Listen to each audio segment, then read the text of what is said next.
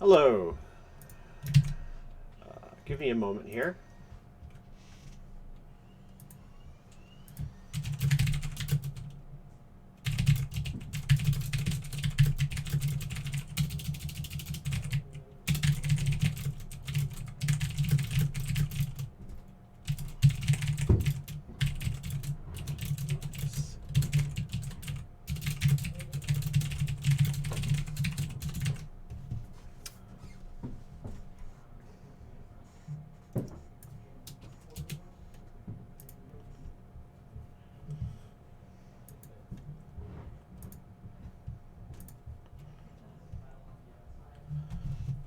Do, do, do.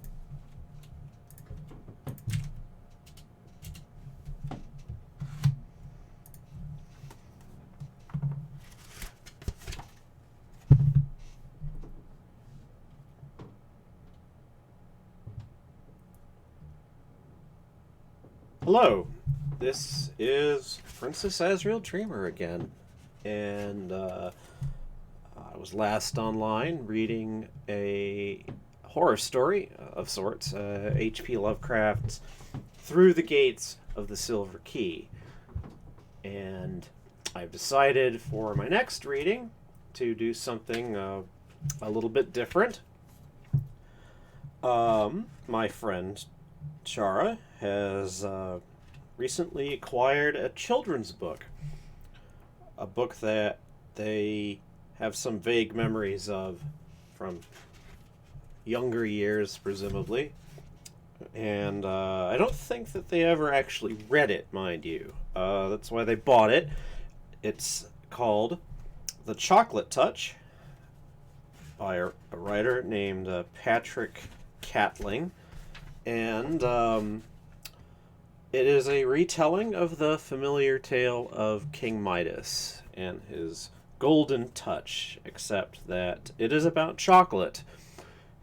I feel like I hardly need to say that Chara is very fond of chocolate, has eaten a lot of chocolate, has stolen some chocolate, has hoarded chocolate, eaten other people's chocolate. Chara is rather a chocolate addict, and so I suppose it's why they decided, as a sort of joke on themselves, to obtain this children's story. And they were simply going to read it last night, but then I suggested, well, perhaps you would like a live reading. Chara likes to be read to, and I like to read. So let me get sort of prepared here. When I do these live readings, I am making mistakes, and for the purpose of just having a stream, I don't feel particularly that I need to be perfect, but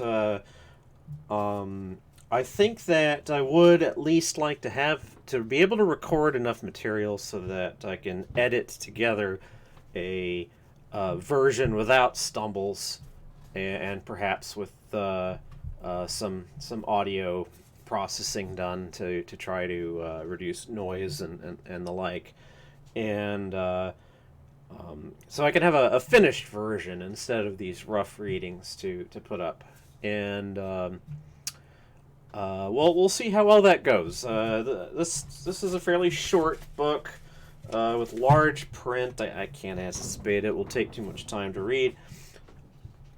And with that, I think I am ready to begin. The Chocolate Touch by Patrick Skene Catling.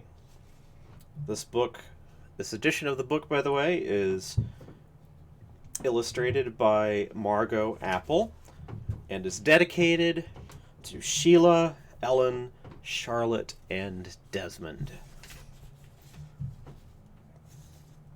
we begin The Chocolate's Touch. Chapter 1. Most of the time, John Midas was a very nice boy. Every now and then, of course, he broke a rule, such as the rule against pretending to be a tiger when his sister Mary was supposed to be getting sleep.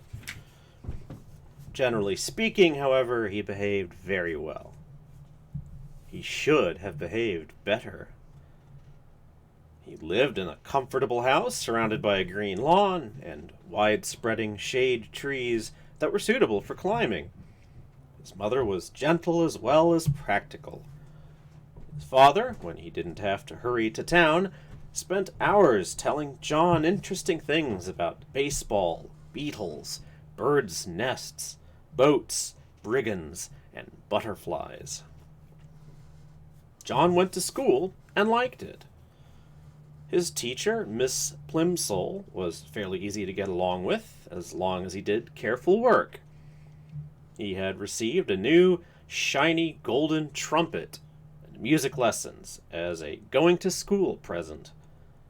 Mrs. Quaver, the music teacher, had soon agreed to let him play small parts, a few notes at a time, with the school orchestra. Finally, there was Susan Buttercup, who was in his class. Susan had soft yellow curls, round pink cheeks, blue eyes, and one of the best collections of marbles in the neighborhood. John should have been completely well-behaved, but he wasn't. He had one bad fault. He was a pig about candy.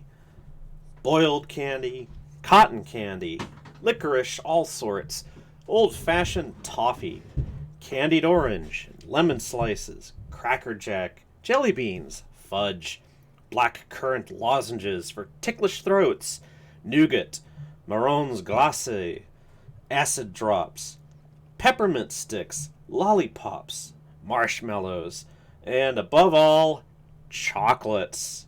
He devoured them all. While other boys and girls spent their money on model airplanes, magazines, skipping ropes, and pet lizards, John studied the candy counters. All his money went on candy, and all his candy went to himself. He never shared it. John Midas was candy mad. At lunch one Saturday, Mrs. Midas noticed a couple of little red spots on the end of John's nose. "Look," she said to Mr. Midas, "John has spots." Mr. Midas leaned forward to look at them. He gravely shook his head and clicked his tongue. John tried to look too, but it is very difficult to see the end of your own nose without a mirror, unless you happen to be an elephant with a long nose that you can bend double. When John tried to look at the end of his nose, first with one eye and then with the other, and then with both together, all that he could see was a pink blur. Besides, trying to look at something so close made his eyes ache. "I can't see any spots, Mother," John said. "Well, I can," Mr. Midas said. "Just because you don't see a thing doesn't always mean it isn't there. Try feeling the end of your nose with your finger." John rubbed his finger over the tip of his nose. It felt a bit rough. "It may be measles," Mrs. Midas said anxiously. She placed her hand on John's forehead to... Oh, God, I mispronounced... I don't know why I'm doing that.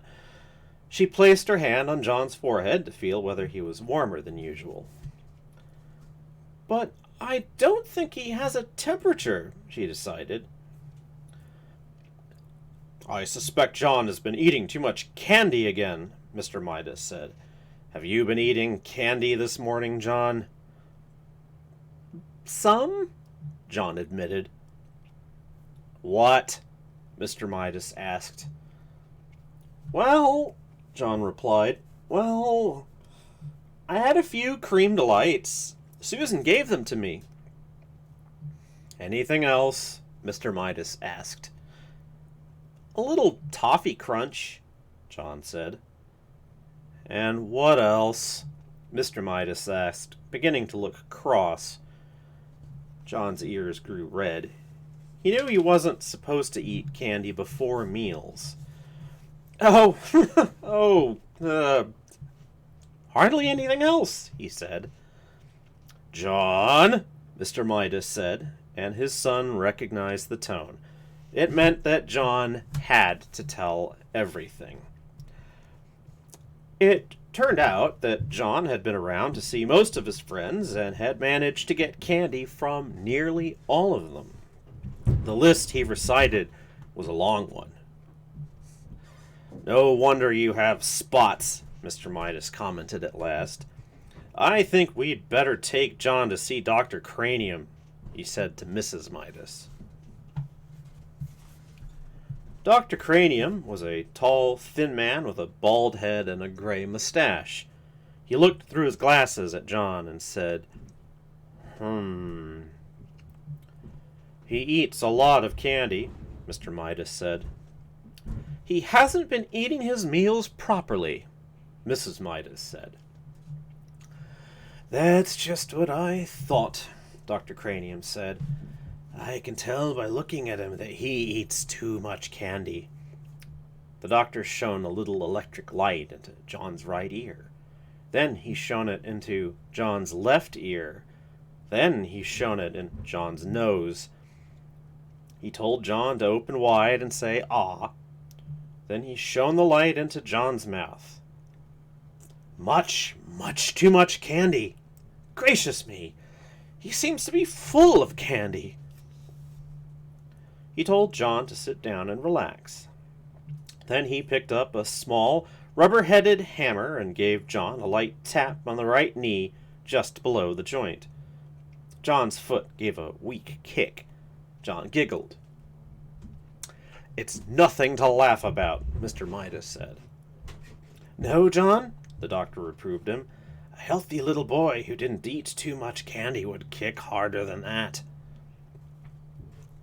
I'm sorry, John said politely, but I could kick harder if you want me to. He gave a sudden high kick, which knocked the hammer out of Dr. Cranium's hand. It landed on its rubber head and bounced across the room. John! Exclaimed Mrs. Midas. I'm so sorry, Dr. Cranium. John, tell the doctor you're sorry for kicking his hammer. I'm sorry I kicked your hammer, John said. I would recommend less candy, Dr. Cranium told Mr. and Mrs. Midas. An upset stomach can lead to all sorts of complications. On the way home, Mrs. Midas tried to explain to John what she thought about the doctor.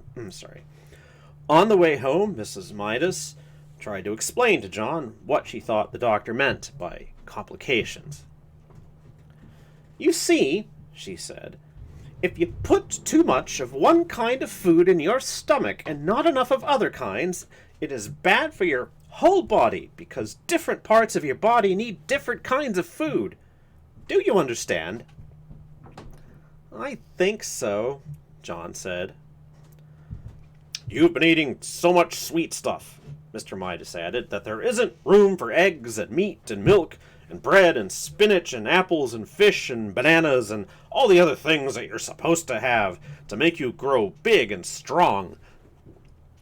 I like bananas, John said, especially in thin slices covered with chocolate.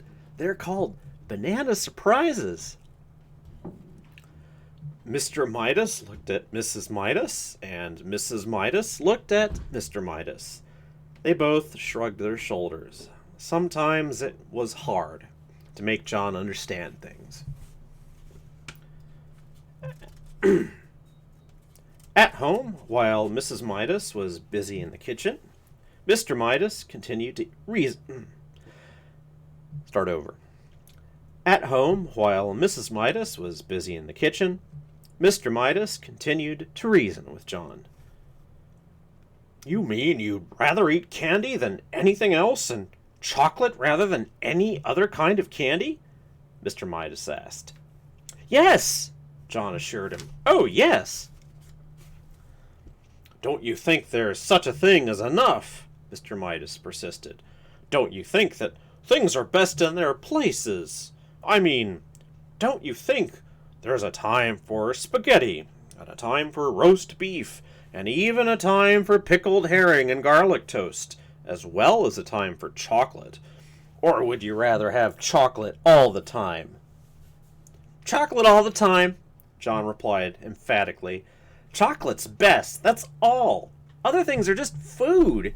But chocolate's chocolate. Chocolate! I think I understand. Mr. Midas broke in sharply. Very well. He took a deep breath and went on.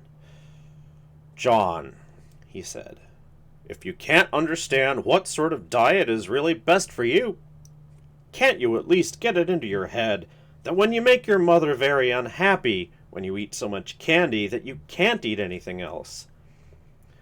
The conversation always seemed to get around to the effect of John's candy eating on John's mother. John couldn't see how it could possibly do her any harm if he ate candy. He sat silent for a moment. Then he said, May I go out and play, please, Daddy? Chapter 2. It was Sunday afternoon. The sun was sinking low in the sky, but the air was still quite warm. John was wandering along in the direction of Susan's house, absent-mindedly looking down at the sidewalk, when his eye was suddenly caught by a dully gleaming, silvery gray coin lying right in his path. The coin was the size of a quarter, but even as he leaned forward eagerly to pick it up, John noticed that there was something strange about it. It did not have a picture of George Washington or a picture of an eagle. On one side there was a picture of a fat boy. On the other side were the letters J.M., which was funny, John thought, because those letters happened to be his initials. Grasping the coin firmly, he ran on towards Susan's house. She liked to collect things. He thought she might be interested to know that he had the beginning of a coin collection. Although he was in the habit of going over to Susan's by the same route once or twice almost every day, this afternoon John found himself turning left where he usually turned right. I always go the same way, he thought. This time, for a change, I'm going a new way. He didn't stop to consider that you cannot go east by going west unless you go all the way around the world. Only 2 blocks along the unfamiliar street, John came to a small corner store. It was a neat, red brick building with 2 big show windows. They were full of all sorts of candy. Susan was immediately absolutely forgotten. John pressed his nose against one of the windows. He was imagining the taste of the chocolate-covered almonds and chocolate fudge on the other side of the glass, when he noticed a man in a white apron standing behind the counter and beckoning to him. John was surprised. He hadn't expected the store to be open on Sunday. Don't just stand there in the doorway, John, the man called heartily. Come on in and get some fresh, sweet, creamy chocolate. There's a special sale today. How did the man know his name? John wondered. He couldn't remember ever having seen the store before. The storekeeper saw John hesitate. The chocolate I use in my kitchen comes direct from the heart of Africa, he said. I use none but the finest ingredients, and my recipes, well, I bet you've never had chocolates like mine before. Come on in. thank you, John replied, walking to the counter. But you see, the trouble is, well... No money, the storekeeper asked. No money whatsoever. What have you got there in your right hand? John had forgotten the old coin in his hand. Oh, he said, this is part of my coin collection. I mean, he added more honestly, I'm going to save this coin and then get some more to make a collection. Let me have a look at it, the storekeeper said. He looked briefly at the coin. Aha! He exclaimed. Is it any good? John asked, his hopes suddenly rising. Very good, said the storekeeper. In fact, it's the only kind of money I accept. But I don't suppose that you'd want to spend it on a box.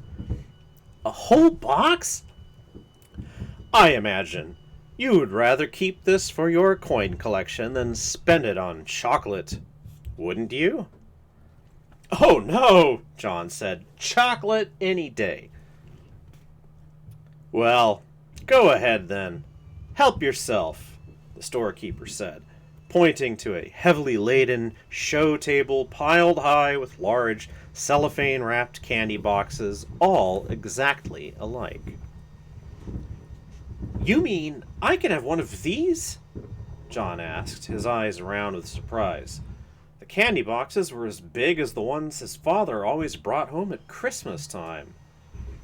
Just help yourself, the storekeeper assured him. That is, unless you think it might be better to ask your mother first. Oh, she wouldn't mind, John said hastily and blushed. The storekeeper winked knowingly. I'm sure she won't, he agreed. Not in the long run, anyway. John tucked one of the large boxes under his arm, declined the storekeeper's offer to wrap it as a gift, thanked him, and hurried out of the store before there could be any question of anyone's changing his mind. The storekeeper smiled as he watched his customer hurrying away down the street.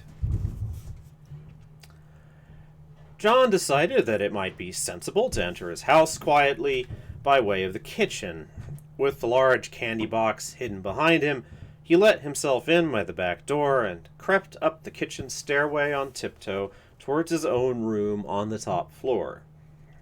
Just as he was about to round the corner on the second floor to continue his way upstairs, he had to stop for a moment while his father walked by, coming along the hall from the bedroom telephone. That was Mrs. Buttercup on the phone, Mr. Midas called to Mrs. Midas as he walked down the front stairs. She said she was sorry John hadn't been able to get over to play with Susan this afternoon. But it was a good thing, in a way, she thought, because Susan's already so excited about her birthday party tomorrow. I wonder where John could have got to. As soon as the second floor was quiet again, and John knew there was no danger that his candy box would be seen, he hurried silently up to his bedroom, pushed open the door, and slid the box under the bed. Then he walked heavily down to the living room. Well, there you are, said Mrs. Midas. We couldn't imagine where you had been. What have you been doing? Oh, just sort of playing around, John said. John usually took a long time to put his things away and undress and bathe and get ready for bed, for he thought sleeping was a waste of time. But this evening he started yawning long before his usual bedtime.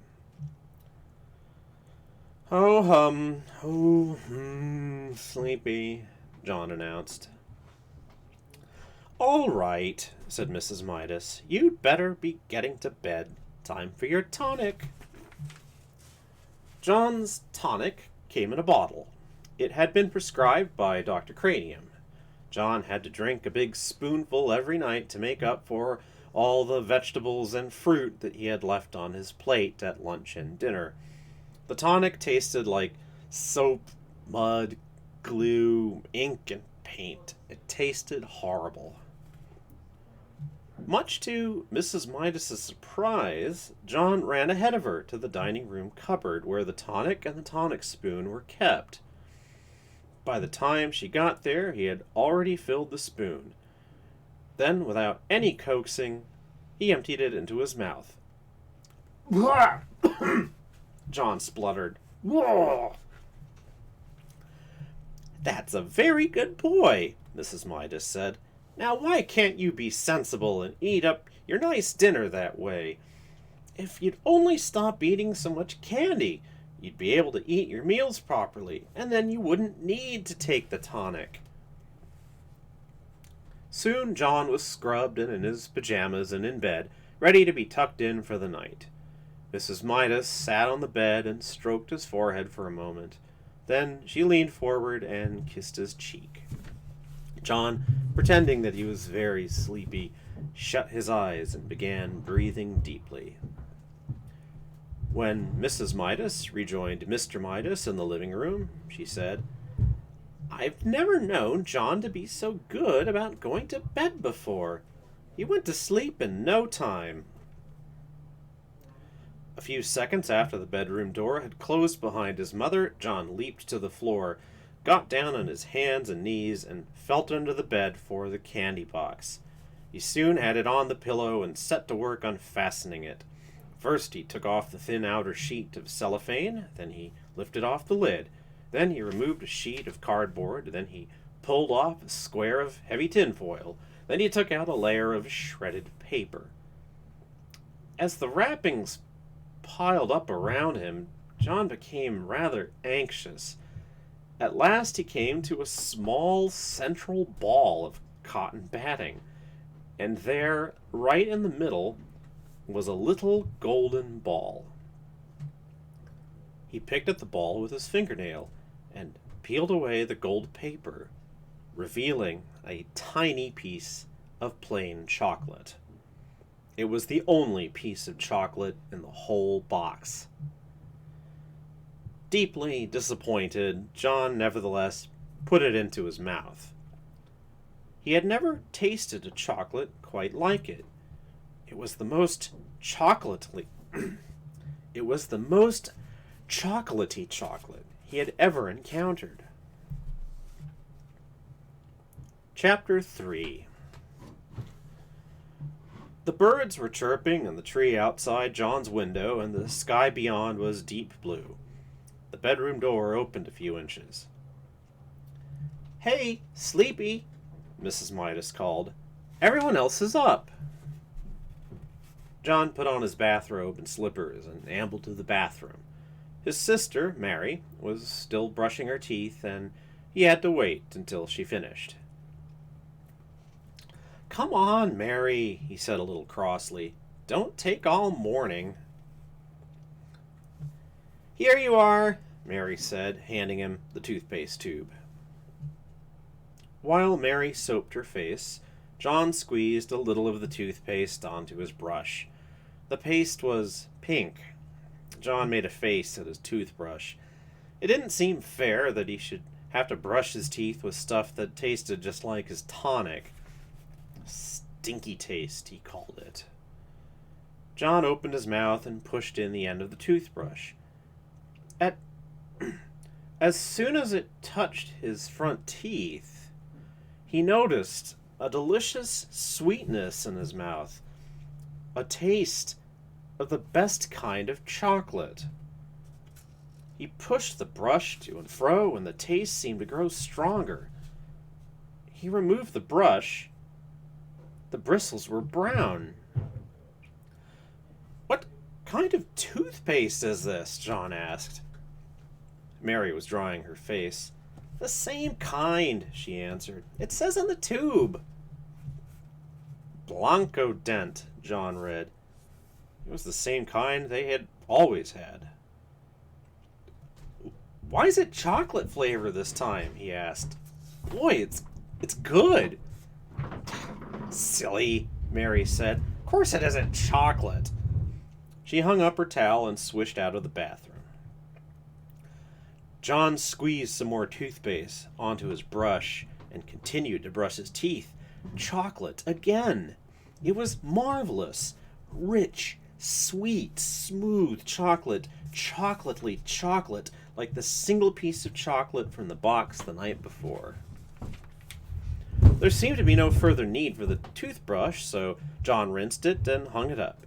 He squeezed out another bit of toothpaste onto a fingertip this time.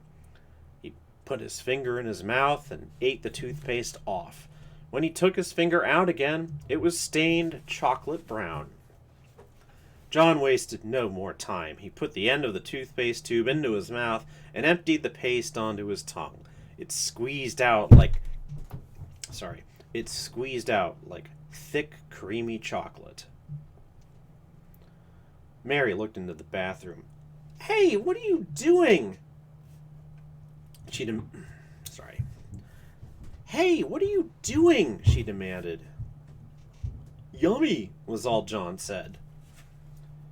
John and Mary were a little late getting to the dining room, and Mr. Midas was already on the way to his train when they sat down at the breakfast table. John ate up all the toothpaste, Mary told their mother. Oh, you sneak, John whispered. Well, you did, Mary reminded him, and that's a waste. Isn't it a waste, Mother, to eat up all the toothpaste in one day? Mrs. Midas was serving their orange juice.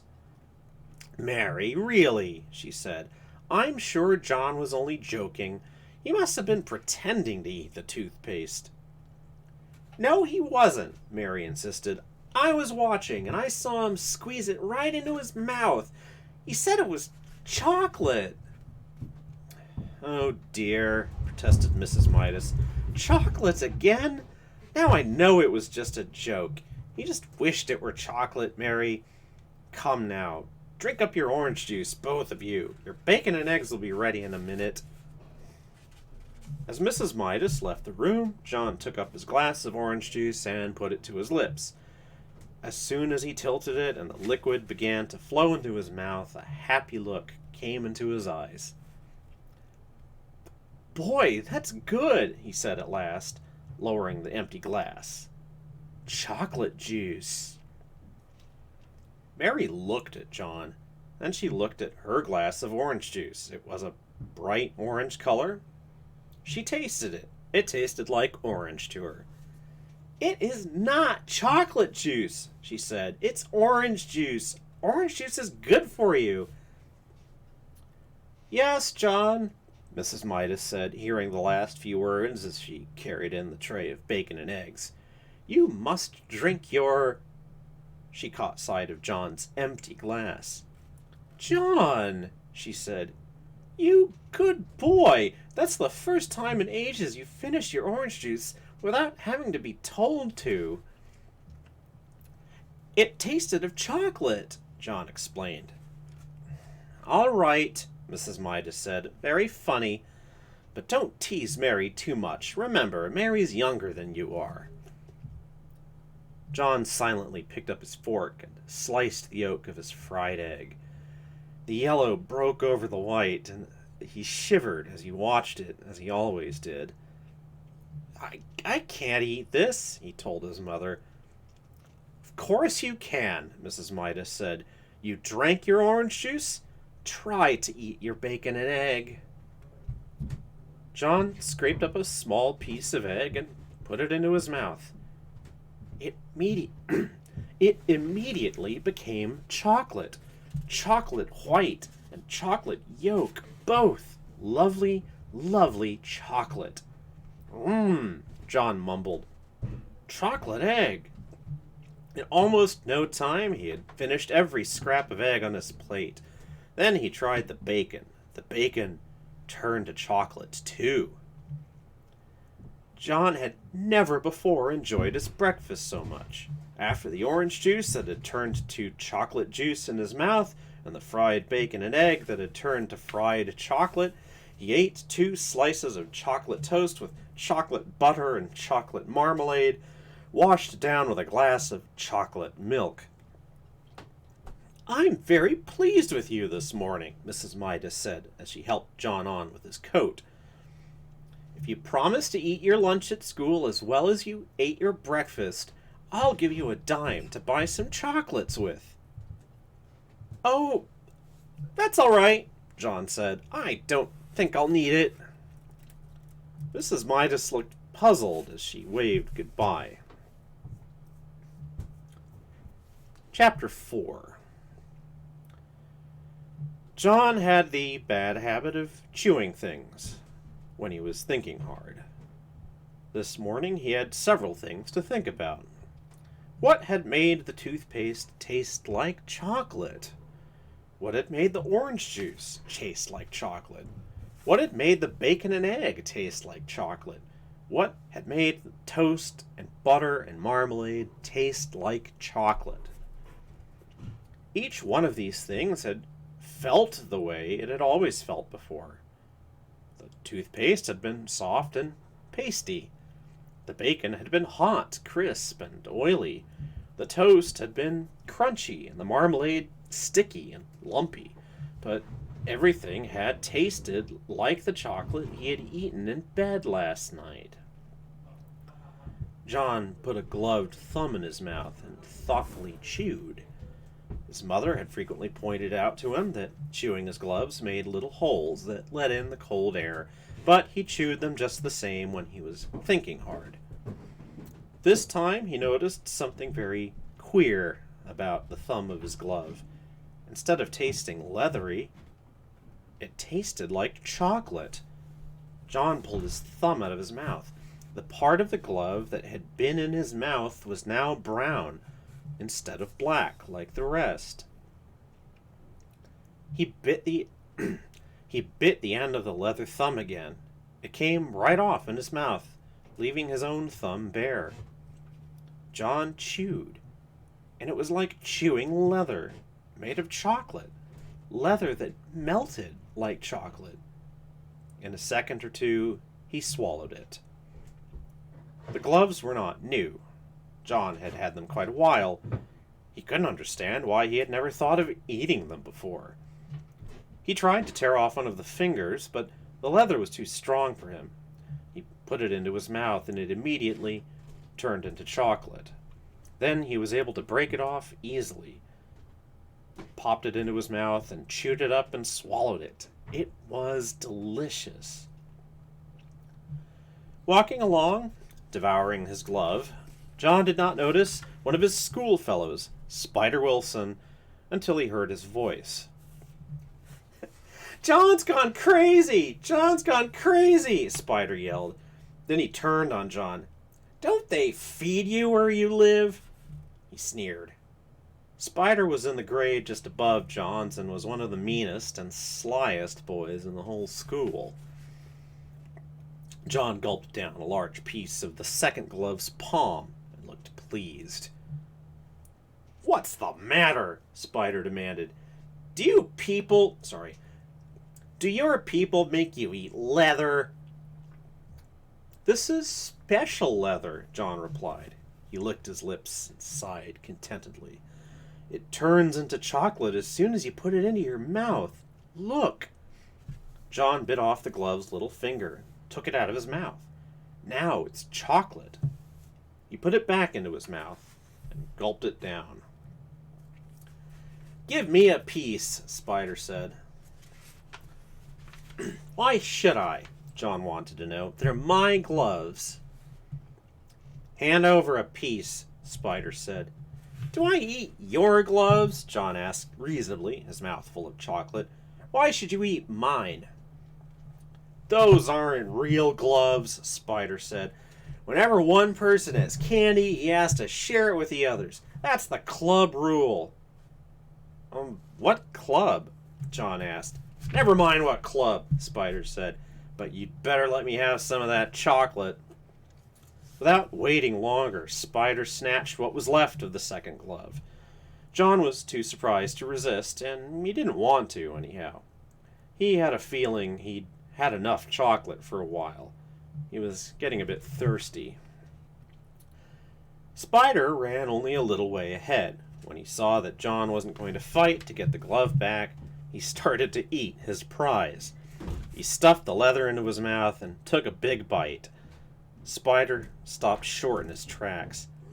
He frowned and bit deep into the leather again. Disgusting! It tasted worse than just leather. It tasted like leather with which a boy had made mud pies and snowballs and patted old dogs. John thought perhaps he might be getting late for school, so he started running. He left Spider Wilson, spitting the soggy remains of the glove into the gutter. Still giggling to himself about the defeat of the enemy, John walked between the great stone pillars at the entrance to the school grounds. He had gone no more than halfway to the main building when he heard Susan Buttercup calling him. She was standing near the jungle gym with some of her friends. "I've got something to show you, John," she shouted. As she came running to meet him, he could see that she was waving something in her hand that flashed as it caught the rays of the sun. It was a silver dollar. "It's a birthday present," she explained, showing him the dollar. "Isn't it beautiful?" The sight of such wealth made John forget the triumphs of his own day. "It's a good present," he said. "Are you sure it's made of silver, though? I once got a whole bag of gold coins in a Christmas stocking, only they were chocolate coins covered with gold paper." "Of course it's real, silly," Susan said. "My daddy said so. You can feel it if you don't believe me." She handed him the coin. John looked at the coin suspiciously. All right, Susan said. "Bite it if you think it isn't real. Come on, bite it." John felt rather silly. I could see it's real now," he said. I don't have to bite it." "But I want you to," Susan insisted. "You weren't sure. Well, make sure. That's what they always do on television. When a cowboy wants to make sure a dollar's real, he bites it." John put the dollar about halfway into his mouth and reluctantly bit it. His teeth went right through the coin. The part that had passed between his lips was hard, but sweet chocolate. Susan could hardly believe her eyes. She had given John a complete circle of silver. He sadly handed back a crescent. John didn't know what to say. Susan couldn't speak. Tears trickled down her cheeks like rain down a window pane. She looked at the piece of dollar in her hand. She looked up at John, whose face was red with embarrassment. "John Midas," Susan blurted out at last, "I hate you." She turned and ran away before John could think of anything at all to say. Chapter 5. John hung up his coat, got his notebook and pencil out of his locker, and sat down at his small table just in time for the second bell, when Miss Plimsoll walked silently into the classroom. As soon as she appeared in the doorway, all the chattering and scuffling stopped. The 20 boys and girls sat straight in their chairs and looked straight ahead at the clean blackboard. "Good morning, children," Miss Plimsoll said. "Good morning, Miss Plimsoll," the class answered respectfully. Miss Plimsoll sat at her high desk, blinking her eyes as she surveyed the room. Then she opened a little drawer in her desk and pulled out a spectacles case, from which she took her reading glasses. She removed her long-distance glasses, put on her short-distance glasses, snapped shut the spectacles case, replaced it in the drawer, shut the drawer, tilted her head forward so that she could look over the glasses on her nose, and said, "This morning, children, we are going to have an important test." There were some groans and a few oohs and ahs. Miss Plimsoll lifted up one of her hands and silence was restored instantly. "No complaining, please," she said sternly. "This test will show me how well you have been learning your arithmetic this year. It will be a short one. I am going to write just 4 problems on the board. I shall expect you to solve them all swiftly and accurately, and to write your answers neatly. You will place your paper in front of you now. You will write your name at the top right-hand corner, and then you will place your pencil beside your paper, sit back in your chair, and wait until I give the signal to begin work." Miss Plimsoll turned to the blackboard and began chalking up the test problems. Tests always made John nervous. Besides, his lips were feeling dry, and the taste of chocolate was strong in his mouth. He raised his hand. "Yes, John?" Miss Plimsoll asked. "Please, may I go and get a drink of water? Please, Miss Plimsoll?" he asked in a small voice. "Very well, hurry back. We are going to start in a few minutes." John gratefully slipped out of the room and walked quickly down the quiet corridor to a water fountain. His tongue felt thick with chocolate. The cold water would be refreshing. He pressed his foot down on the fountain treadle, and a stream of clear, ice-cold water spurted up from the silver nozzle in the white enamel basin. He lowered his head until the jet of water reached his lips. The cold water splashed delightfully against the outside of his mouth. He opened his lips. As soon as the water gushed in, it turned into ice-cold chocolate water, thin and sweet. Quickly stopping the flow, John looked with dismay at the shallow puddle that had formed and was now draining away in the basin of the fountain. He hurried to another fountain on the second floor of the building, but there the same thing happened. The clear, ice-cold water turned to liquid chocolate in his mouth. When John finally got back to his classroom, all the other pupils were bent over their tables, busily scratching away. Miss Plimsoll looked up from her book as John tiptoed in. She looked at the clock on the wall, looked back at him, and wagged her finger reprovingly. John began on the first of the 4 problems, but was so worried about the chocolate water that he couldn't keep his mind on his work. By the time he was ready to start the 4th problem, the other boys and girls were already putting down their pencils and straightening up and smiling at each other. 2 minutes to go," said Miss Plimsoll. Concentrating hard, John took the end of his pencil between his teeth and began to nibble it. It immediately turned to chocolate. Then he noticed an even more disturbing change. Although he had taken the pencil out of his mouth as soon as the first piece of chocolate had crumbled off, the pencil was continuing to change to chocolate. The chocolate was slowly but steadily moving down the pencil, replacing the wood and the lead inside, changing it into a chocolate pencil before John's very eyes. The magic, for John now knew that his power must be magic, was apparently getting stronger. By the time the whole pencil had changed from red, yellow, and black to dark brown, Miss Plimsoll was announcing that only a few seconds remained with which to write down the final answer. "Just a minute," John pleaded. "Shh," Miss Plimsoll cautioned him, holding up a finger to her mouth. "Shh," chorused the slow workers, who were becoming almost as excited as John, but John felt the worst of all. He felt sure that he could finish the problem and write down the correct answer if only he had something to write with.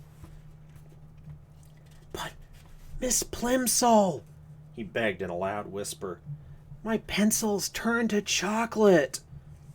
Hush, John, Miss Plimsoll said. I'll speak to you after the bell. John tried to write with his changed pencil, but the point was too soft, and he only succeeded in making a chocolate smear when he should have written 72. Chapter 6. When the others had been excused to go out for mid-morning play, John had to go and stand by Miss Plimsoll's desk. John, Miss Plimsoll said, you mustn't make up silly stories to excuse your failures. I must have the truth.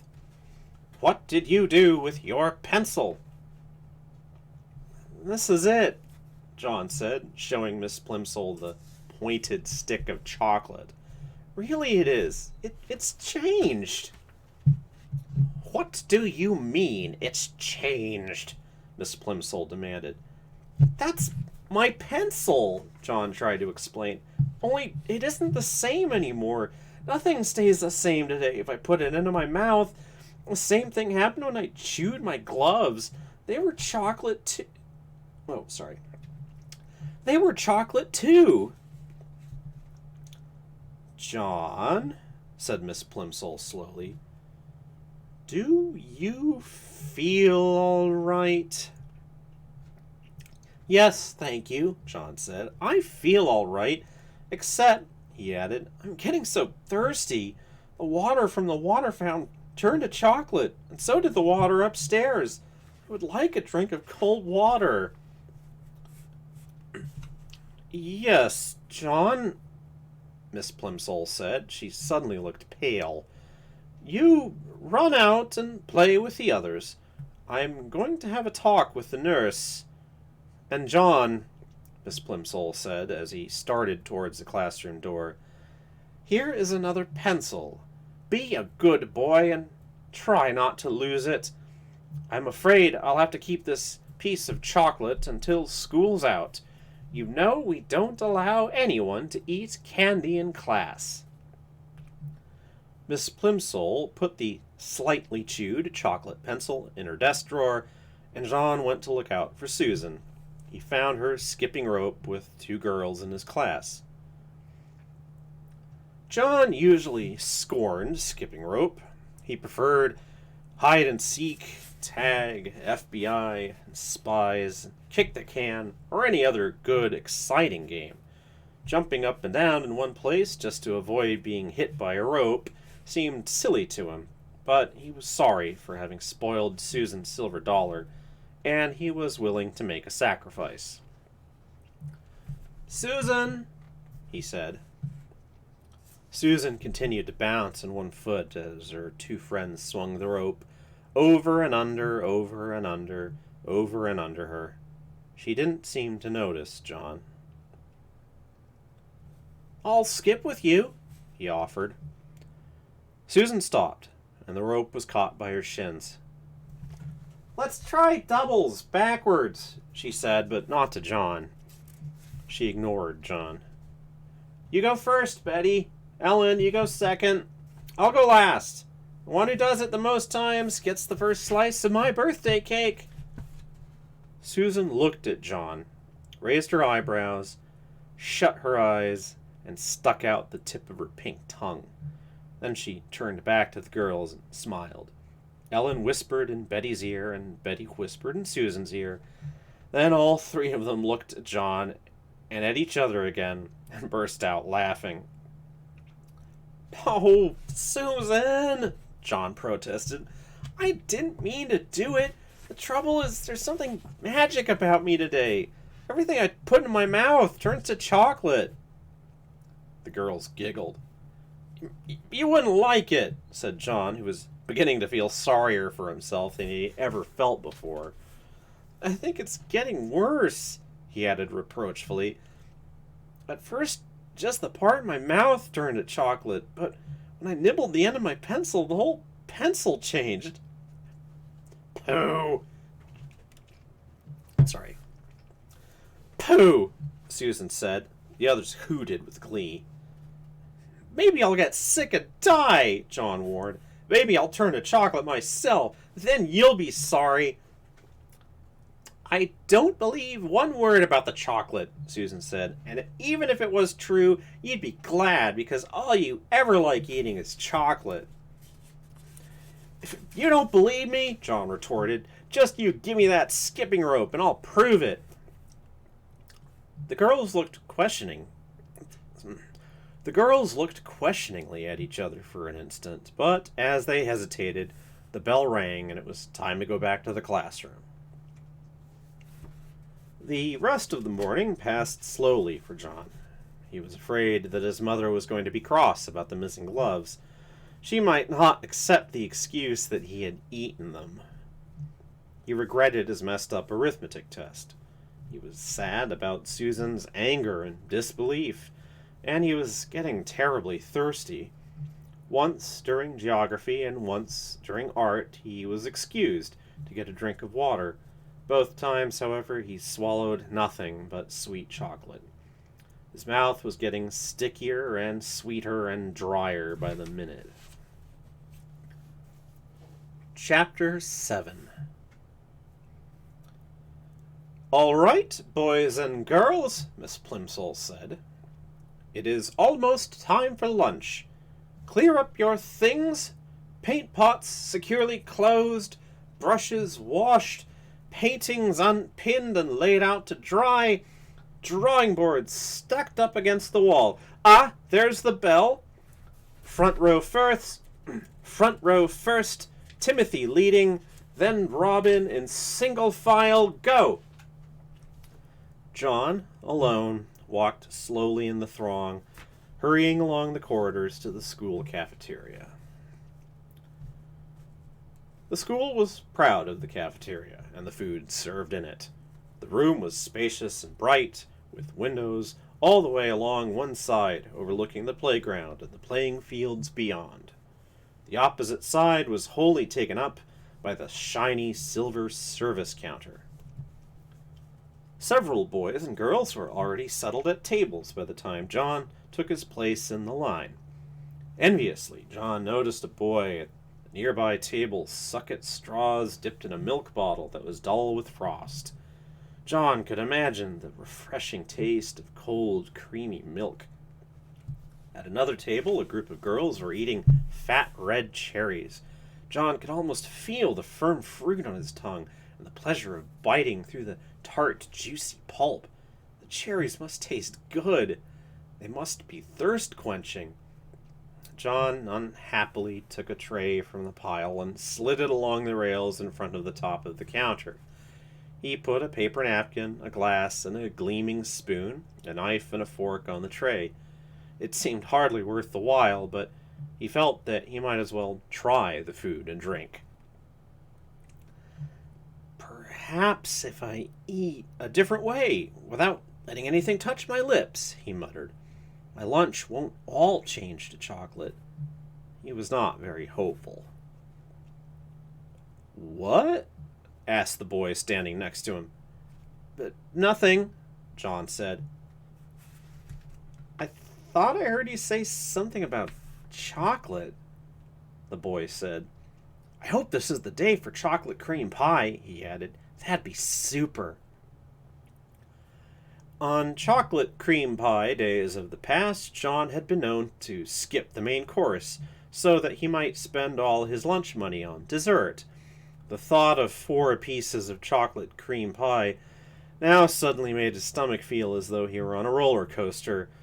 An uneasy, flibberty-gibberty sensation. John shuddered. "Ookie," he commented, wrinkling up his nose. The other boy shrugged his shoulder and started to choose his meal.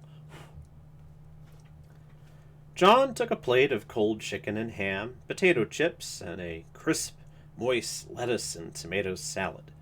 The white of the chicken, the pink of the ham, the gold of the potatoes, the pale green of the lettuce, and the red of the tomato looked delicious.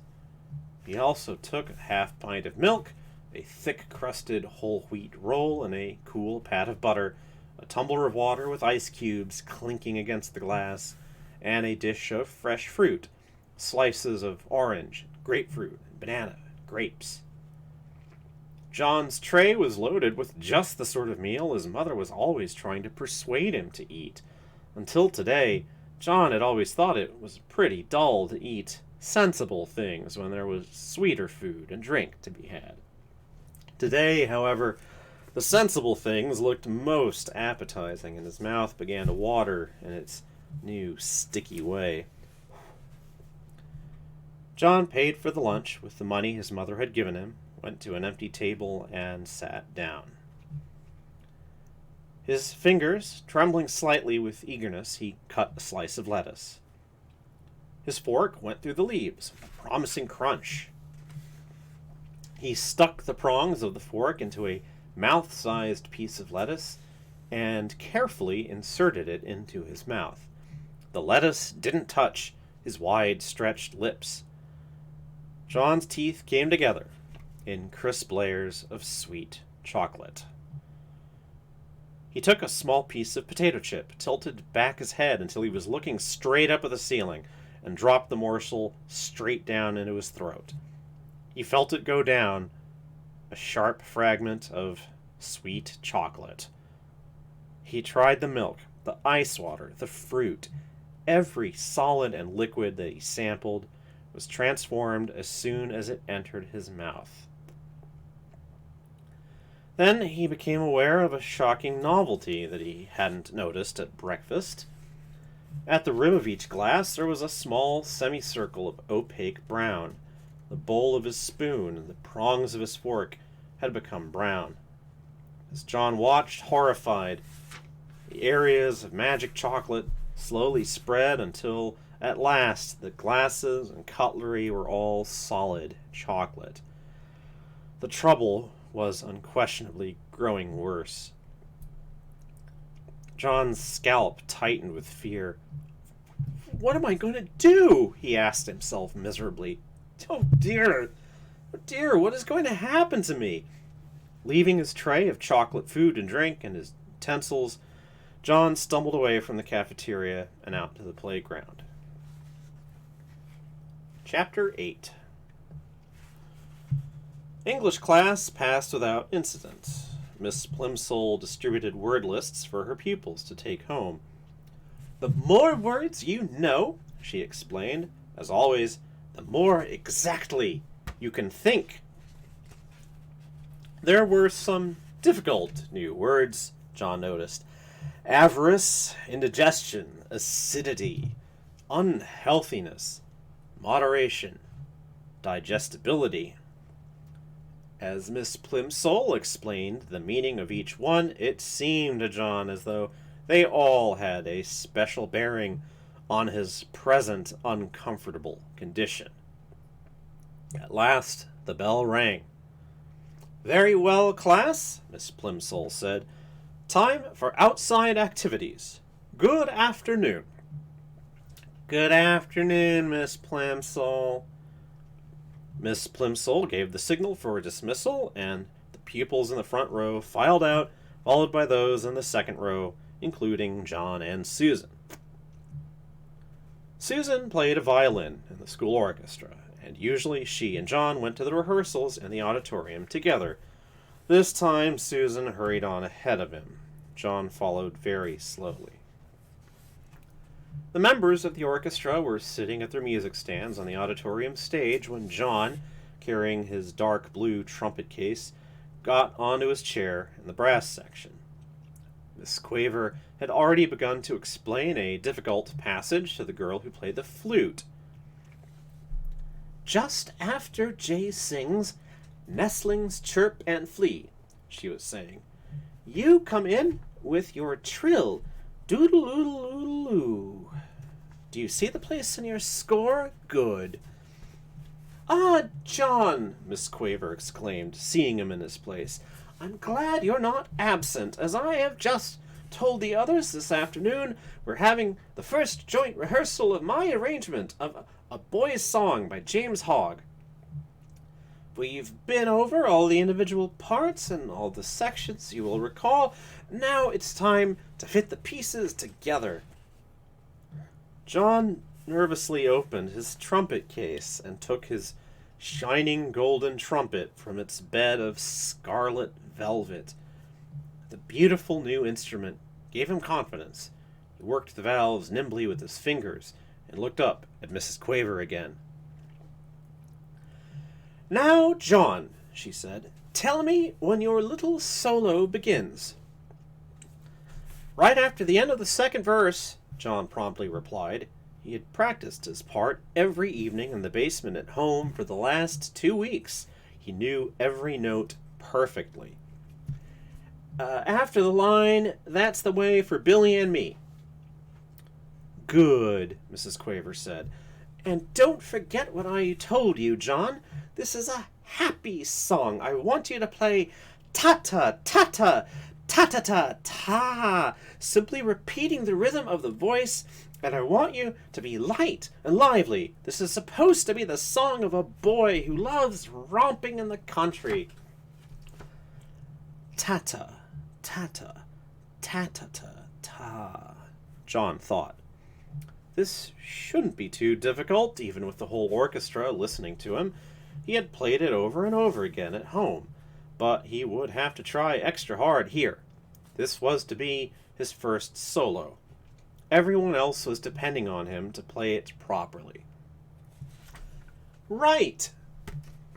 Sorry, as I start that over. "Right!" said Mrs. Quaver brightly.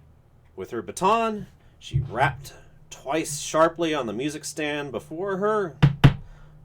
All the musicians brought their instruments into playing position.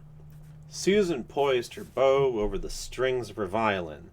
John held his trumpet close to his mouth and wiggled his fingers on the valves. Mrs. Quaver's baton moved from side to side, up and then down. The cymbals clashed and the drums thumped. The pianist brought his fingers down on the ivory keys of the piano.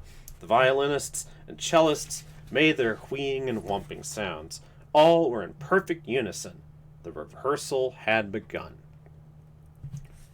After the introduction, one of the older boys began to sing. Forgive me, I don't know what the tune might be, so I'll just speak this. "Where the pools are bright and deep, where the gray trout lies asleep, up the river and over the lea, that's the way for Billy and me." After the last line of the first verse, John's fellow trumpeter echoed the rhythm of the singer's voice. Ta-ta, ta-ta, ta-ta-ta, ta. Mrs. Quaver smiled approvingly at the successful performance, and with her baton gave the singer the signal to begin the second verse. "Where the blackbird sings the latest," an oboe went to peep. "Where the hawthorn blooms the sweetest, where the nestlings chirp and flee," the flute warbled according to plan. "That's the way for Billy and me." John swallowed with an effort and put the mouthpiece of his trumpet to his lips for his solo. The mouthpiece instantly changed to chocolate. Then, almost as fast, the chocolate spread along the instrument, changing all the flashing gold into dull brown. First note came out fairly true, ta, but chocolate trumpets cannot withstand much pressure. The hole in the mouthpiece softened and clogged up, and the valves stuck as John desperately tried to finish his part. Mrs. Quaver's eyes almost popped out of her head as she listened to him play.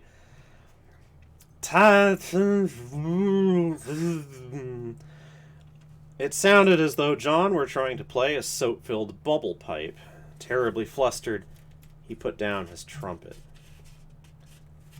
Mrs. Quaver was speechless. The orchestra was rocked by uproarious laughter. The other trumpeter leaned over towards John's chair and picked up the trumpet. "It's a chocolate trumpet!" he shouted derisively. "No wonder it sounded like that. John Midas was trying to play a chocolate..." John didn't wait to hear any more. He fled from the stage and out to the playground. Without even stopping to look around, he ran through the stone gateway and homeward. Chapter 9. The shame of it. The humiliation. John wept breathlessly as he ran, shocked and frightened, indignant and angry at the world that had suddenly turned against him. Mean old things, John thought, blaming Miss Plimsoll and Mrs. Quaver for his failures, even though nothing that had happened to him had been their fault in any way. Horrible old school, he thought, even though he had liked school until that morning. Hateful Susan, he thought, even though he knew at the same time that he was really longing for her to be friendly with him again. Through the window, Mrs. Midas saw John coming up the pathway. "Hello, John dear," she called up from the living room. "You're home early today? How nice! As a reward, there'll be a piece of chocolate after supper." "I hate it!" John shouted. He was crying too hard to say anything else for a moment. When she heard the sound of his voice, Mrs. Midas rushed into the hall. "Why, what's the matter, dear?" she asked, putting her arm around him. John twisted away from her grasp, ran past her, and started up the stairs towards his bedroom. "Susan doesn't want me at her birthday party," he said as he went. "I know she doesn't. Well, I don't want to go to a rotten old party anyway." "I don't think you really mean that," Mrs. Midas said. "Besides," she added, and John was halted by the softness of her voice, Mrs. Buttercup just telephoned to say she was going to drive over herself at 4 o'clock to pick you up." "She did?" John said, blinking down at his mother from the top of the stairway. "Yes, she did," Mrs. Midas assured him. "So you'd better hurry and get yourself washed and brushed. Your party clothes are laid out on your bed." There were games on the Buttercups' lawn while it was still warm enough outside. Later, the party supper, including the birthday cake, was going to be served indoors, and there would be a magician and a short movie. John joined in the blindman's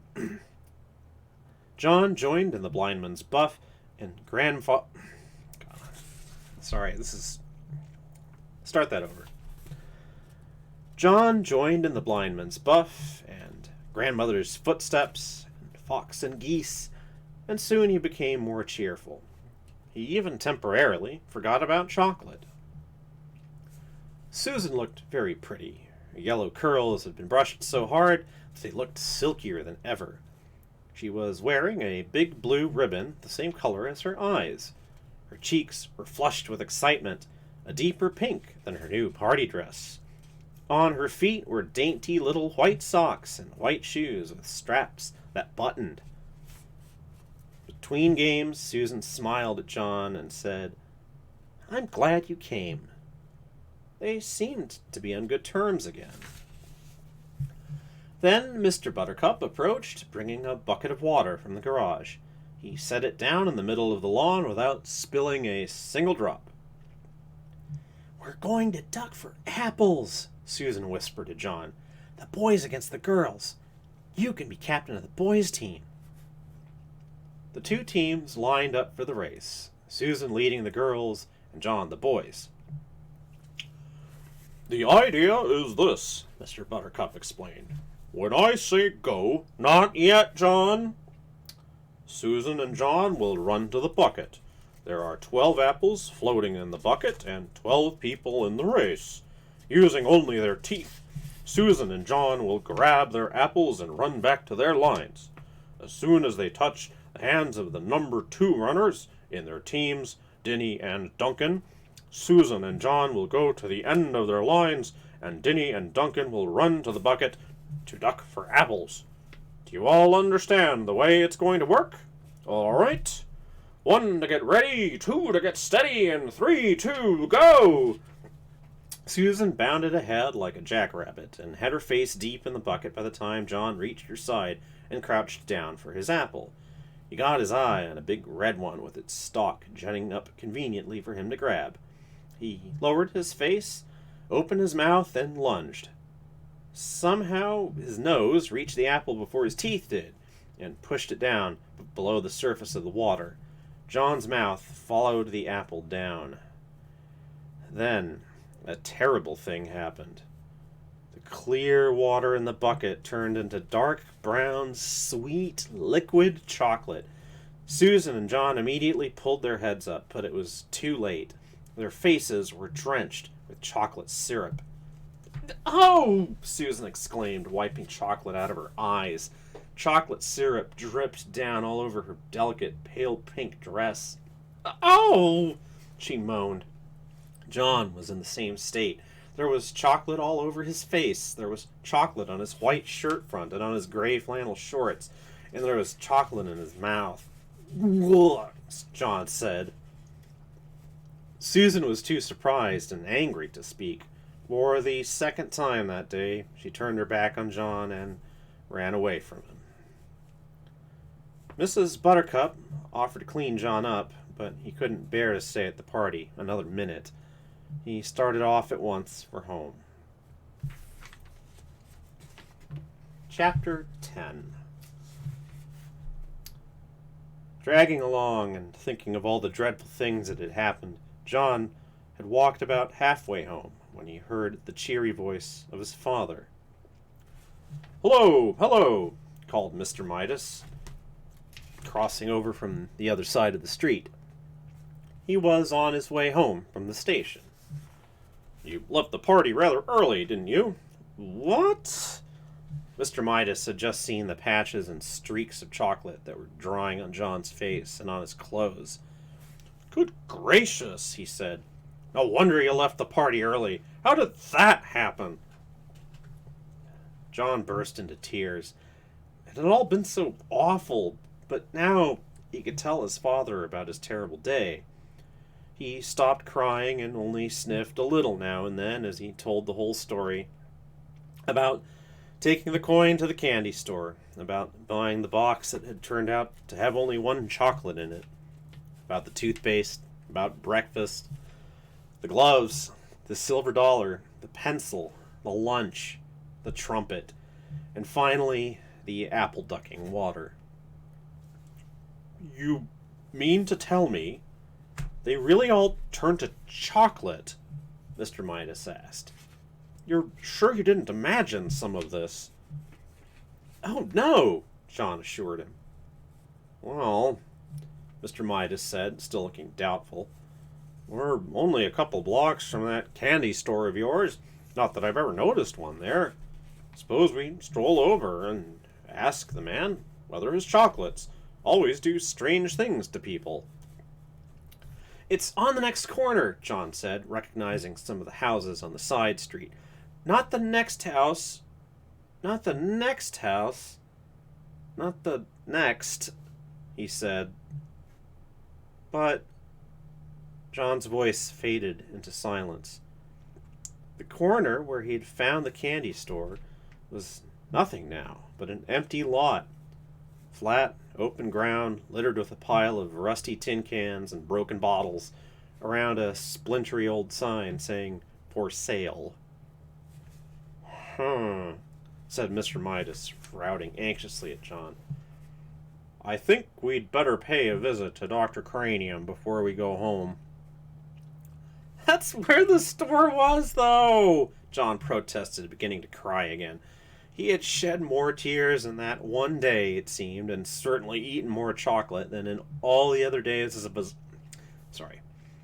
than in all of the other days of his life put together. "I know it was." Dr. Cranium was a busy man. As luck would have it, however, he was able to see Mr. Midas and John almost at once. "Well, well, well, well, well," said Dr. Cranium. "And how are we getting along now, John? Have we cut down on our candy, eh?" "How do you do?" John responded dully. Apparently he's had a bad day, Dr. Cranium," Mr. Midas said. "Trouble at school, you know, and a little accident at a birthday party. What I'm worried about is that he keeps saying that everything he puts into his mouth turns into chocolate."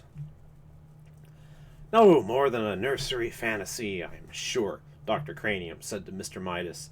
Well, John, he went on, looking down with a smile, suppose you tell me in your own words what the matter seems to be. Everything I put into my mouth turns to chocolate, John explained. Everything I eat and everything I drink changes to chocolate. I'm thirsty, and I'm getting a pain. A bad one, I think. Dr. Cranium sighed patiently and invited John to open his mouth and say, "Ah." "Ah," John said. Dr. Cranium peered into John's mouth briefly and gave a low whistle of surprise. "This chocolate eating simply must stop." He went to a supply cabinet. "I don't think there's any time to be lost," he told Mr. Midas. "I'm going to give the boy some of my own special compound. Dr. Cranium's elixir, I call it. Never fails." Dr. Cranium selected a large bottle from one of the cabinet's crowded shelves. He removed the top from the bottle. He got a spoon from another shelf. He filled the spoon with an oily, greenish-yellow medicine that had yellowish-reddish lights glinting in it. "It doesn't taste very pleasant," Dr. Cranium warned John in a pleasant tone of voice, "but I am sure it will do the trick. Clear the stomach, and you clear the mind. That's what I always say." Dr. Cranium offered John the brimful spoon. "Must I?" John asked his father. "I know it'll turn to chocolate." "Go on," Mr. Midas nodded encouragingly. "Drink it down." John took the spoon between his lips. The medicine turned to chocolate. The spoon turned to chocolate. John choked and spluttered, and chocolate syrup spurted from his mouth. Dr. Cranium dropped the spoon in alarm. When it struck the white-tiled floor, the chocolate handle snapped into several pieces. "Mercy!" said Dr. Cranium. "I've never seen anything like it. The boy's whole system seems to be so chocolatified that it chocolatifies everything it touches." After he had recovered somewhat, the doctor went on. "I believe that this must be an unprecedented case of chocolatitis. I shall call it Cranium's disease. I shall want to make an exhaustive study of the child. I think John has had enough excitement for one day," Mr. Midas said. Chapter 11. Mrs. Midas was much upset when Mr. Midas told her that John had Dr. Cranium's disease. "He said it was chocolatitis," Mr. Midas explained, a worried frown on his face. "But he's calling it Cranium's disease because it was his discovery." "Dr. Cranium didn't do it," John said. "It's magic. It all started after I ate that chocolate. I'm scared," he added. Mrs. Midas sat down and dabbed her eyes at the lace handkerchief. She was crying. Mr. Midas blew his nose, said he had something to attend to, and abruptly left the room. John had been so busy feeling sorry for himself that he had not realized how his mother and father would feel about his chocolate disease. "Never mind, Mother," he said, putting his arms around her shoulders. "It's all right." Really, nothing was all right, but he couldn't bear to see his mother's tears. He kissed her wet cheek. His eyes were shut as his lips softly touched her, so he didn't see the change right away. Then his lips began to feel sticky. He opened his eyes. His mother had turned into a lifeless statue of chocolate.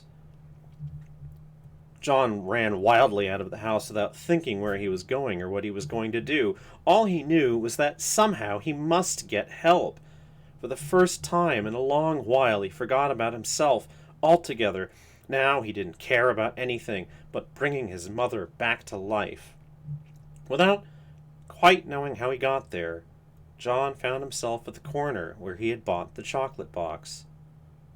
The lot was no longer an untidy rubbish dump. The neat red brick building with 2 show windows was exactly where it had been in the first place. But the display of candy he had previously seen in the windows was no longer there. In one window, John saw a chocolate trumpet, a chocolate pencil, and a silver dollar with a piece bitten out of it. In the other window, he saw a cafeteria tray littered with chocolate utensils and the remains of a chocolate lunch. Clearly, this place was the right one.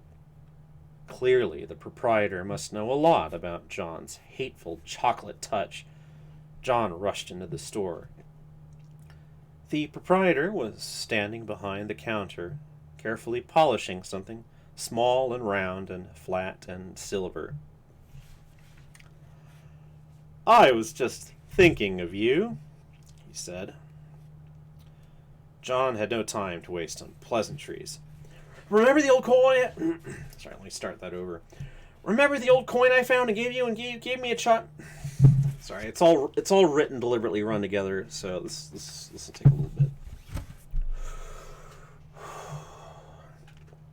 John had no time to waste on pleasantries. "Remember the old coin I found and gave you, and you gave me a magic chocolate?" he demanded. Without waiting for a reply, he babbled on. "I ate it, and it made everything that touches my mouth turn to chocolate, and I kissed my mother, and now she's chocolate, and I've got to change her back." "Easy now," murmured the storekeeper. "Calm yourself." There was an expression of satisfaction in the old man's eyes. "It's all your fault," John declared. "If my mother isn't made better again, I'll fight you till you're dead." "My goodness," the storekeeper exclaimed. "Whose fault, did you say?" "Yours," John said. "If you hadn't taken that money, I wouldn't have—" "Now, John," the storekeeper interrupted, "I must insist on honesty. I'm glad to hear that you're thinking about your mother for a change. Unselfishness is important, but honesty is also important. If you'll be truthful, perhaps I can help you." John's ears reddened. It was becoming unmistakably evident to him that he had only himself to blame for all this unhappiness. He looked straight into the storekeeper's eyes. "I'll do anything. I'll work for you all my life, if for nothing. If you'll turn my chalk..."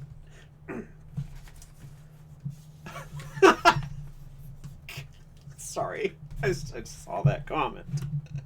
I'll need to start that one over. "I'll do anything. I'll work for you all my life for nothing. If you'll turn my mother back, you could turn me into chocolate instead if you want. You..." The storekeeper apparently ignored John's offers. "You were right, John," he said, "when you guessed that I had something to do with your acquiring the chocolate touch. But you yourself earned the coin that brought the chocolate touch. Only greedy people can even see that kind of money. Dr. Cranium was right, up to a point.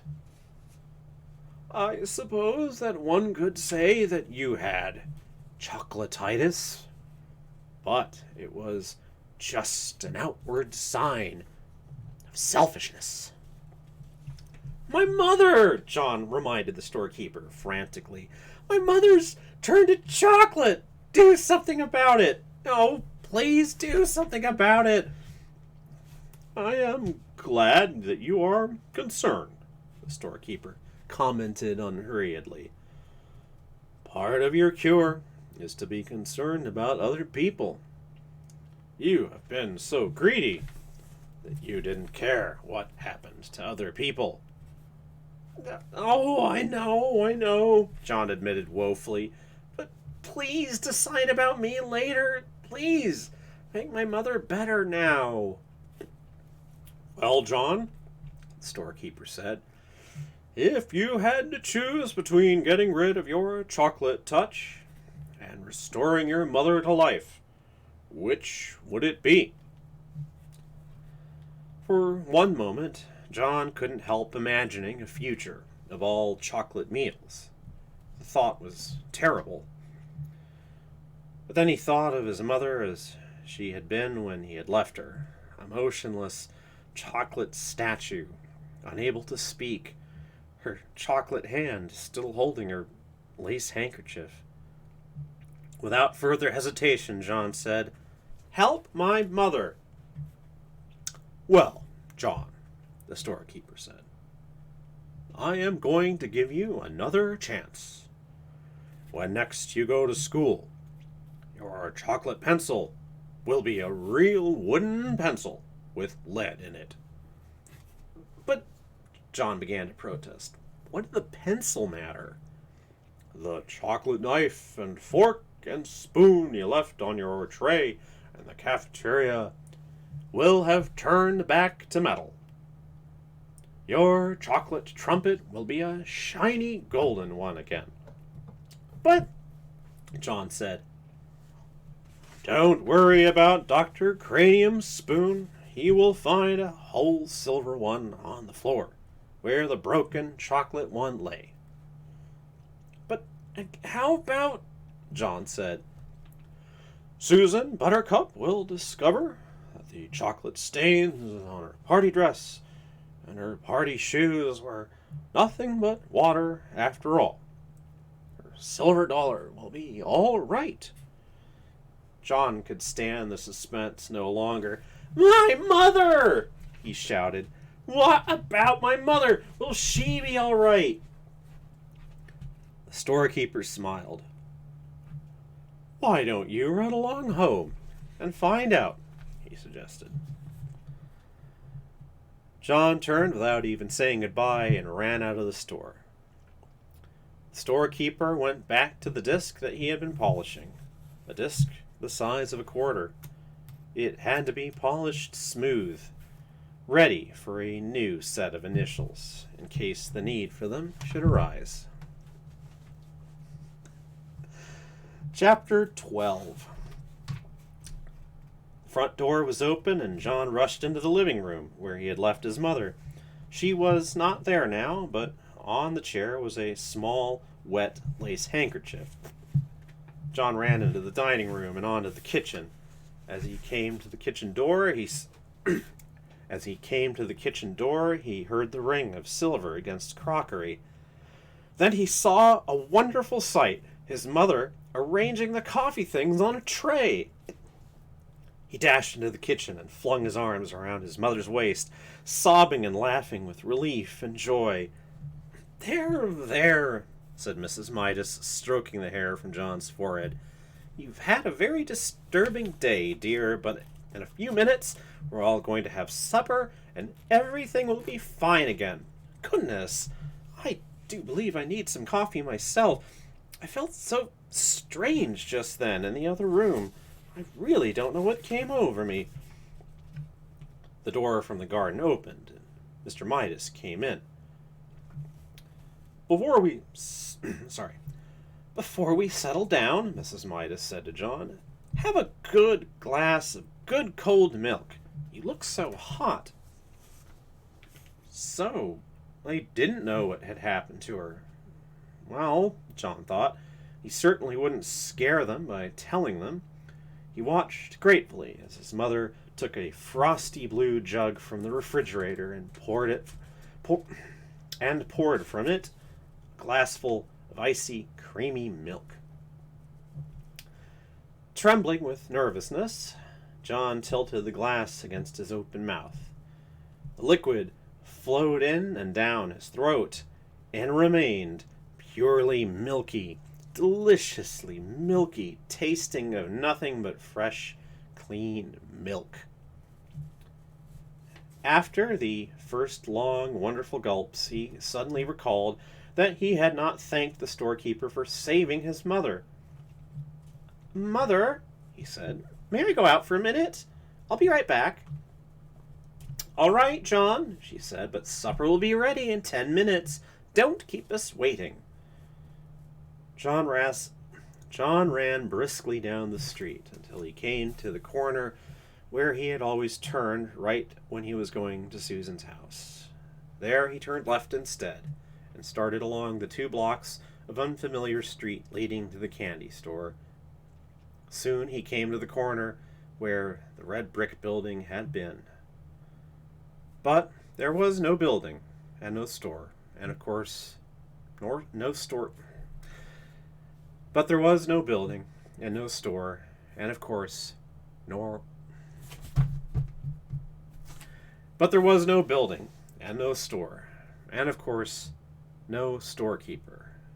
In the corner lot, there was nothing to be seen but a heap of rusty tin cans and broken bottles surrounding a signboard with new lettering that said, sold. And that is the end. Well,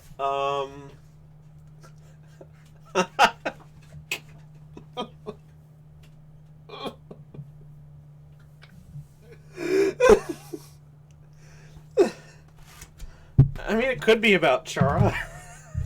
It could be. I agree that like this guy is this storekeeper did a lot of damage really, and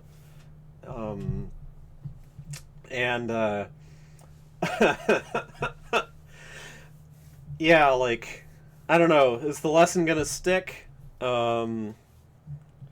I don't think one day of unpleasantness or even 2 is can cure a chocolate addiction like that. But I mean, that was fun to read. I have to admit, a few aspects of the story, which is of its time and place. I'm looking up the little bit of blurb of information on the writer, and the writer's actually a Brit from London, who then was a navigator in the Royal Canadian Air Force and a journalist. But little details like being admonished or punished for chewing on things. Well, I mean, that's somewhat familiar behavior to us, since we like to chew on things, stimming, and it's it falls into that category of behaviors which ought to be guided and directed rather than simply punished as bad manners. But well, that's the kind of thing that happens in a story of this sort, and it was a frothy little romp, and I think Chara is curiously proud of having gotten through it. There's a number of children's books that Chara remembers starting and not finishing, and I have a feeling that that they might be unearthing more of these for me. In any case, I mean, the kid got, like, the way that it happened was really, like, when you're talking about how the candy dude was too chaotic, like, there was nothing more chaotic than how it happened, which was,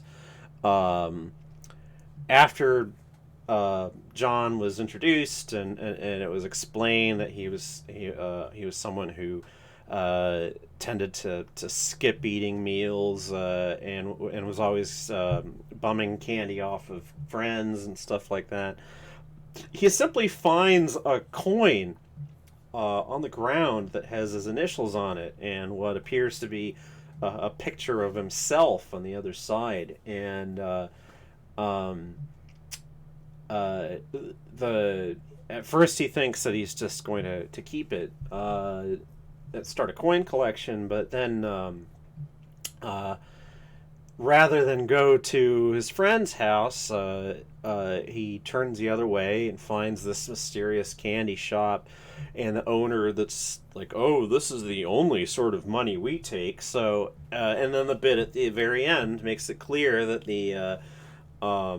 that the coin was his doing. That he had contrived to put it in John's path, and how he knew that John was, I suppose, an appropriate target for this magic of his. Was, well, no way to know that.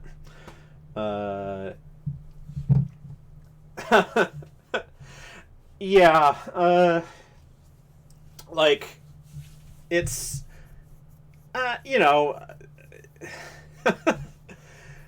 After all, I guess I don't remember the original Midas tale. I don't remember the details particularly well, except that I think that it was kind of the same thing. I'll look it up. Midas, King of Phrygia, and what is this? Oh, okay. The story about Midas's golden touch seems to be something from Ovid's Metamorphoses. That makes sense because that's a satirical work, and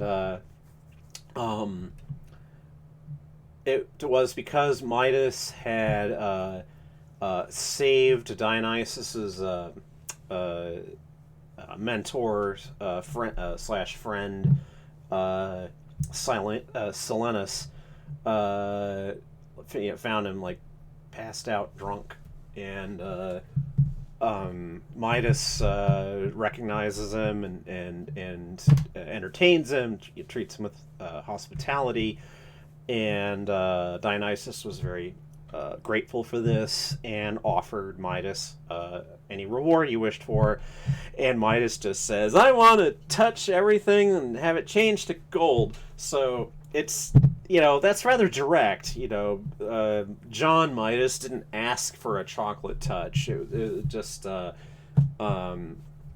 closest that he comes to saying anything like that is that his mom asks, like, "Would you eat nothing but chocolate if you could?" And he says, "Yeah," and he said, "Yes," at the beginning of the story.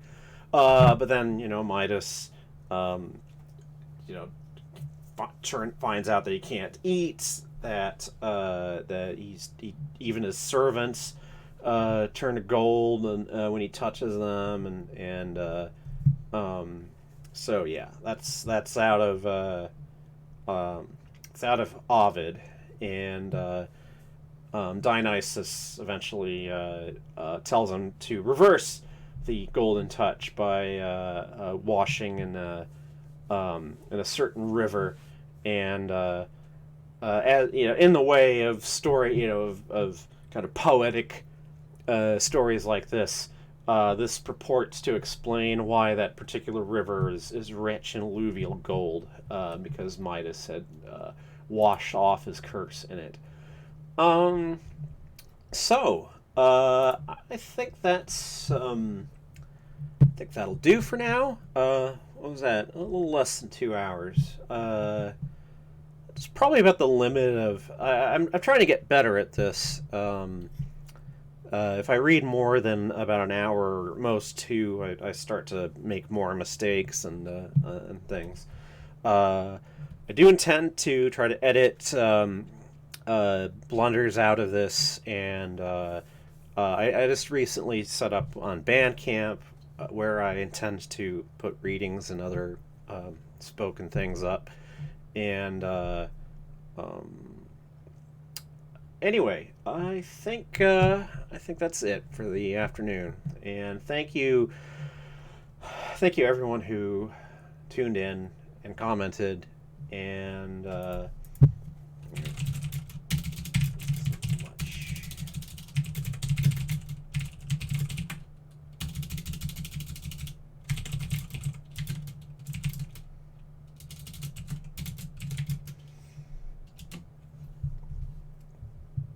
And in any case, this is Princess Azzy signing off for now. Thank you.